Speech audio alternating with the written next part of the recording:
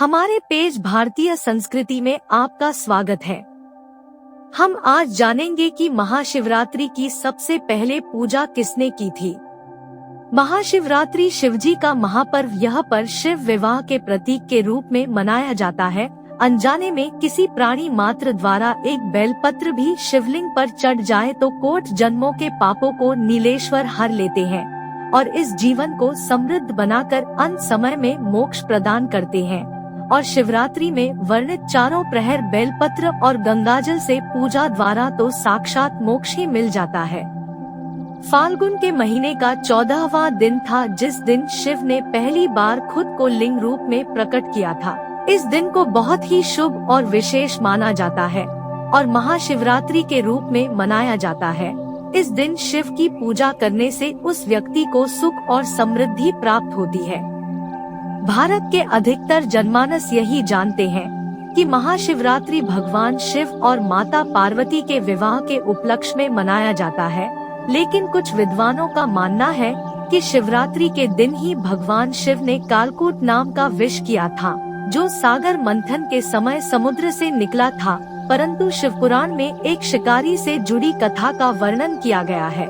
आज की इस लेख में हम आपको शिवपुराण में वर्णित महाशिवरात्रि की कथा बताने जा रहे हैं। शिवपुराण के कोटिरुद्र संहिता में वर्णित कथा के अनुसार पौराणिक काल में किसी वन में एक भील रहता था जिसका नाम कुरुद्र था। उसका परिवार बड़ा था। वह बलवान और क्रूर स्वभाव का होने के साथ ही क्रूरतापूर्ण कर्म भी किया करता था। वह प्रतिदिन में जाकर हिरण और अन्य जानवरों को मारता और वहीं रहकर नाना प्रकार की चोरियां करता था। उसने बचपन से ही कभी कोई शुभ काम नहीं किया था। जिस प्रकार वन में रहते हुए उस दुरात्मा भील का बहुत समय बीत गया। तदनंतर एक दिन बड़ी सुंदर एवं शुभ कारक शिवरात्रि आई, किंतु वह दुरात्मा आत्मा में घने जंगल में निवास करने वाला था, इसलिए उस व्रत के बारे में नहीं जानता था। उसी दिन उस भील के माता पिता और पत्नी भूख से व्याकुल होकर उससे खाने की मांग करने लगे।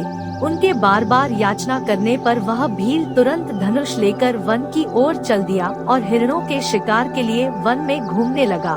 संयोग से उसे उस दिन कुछ नहीं मिला और सूर्य अस्त हो गया।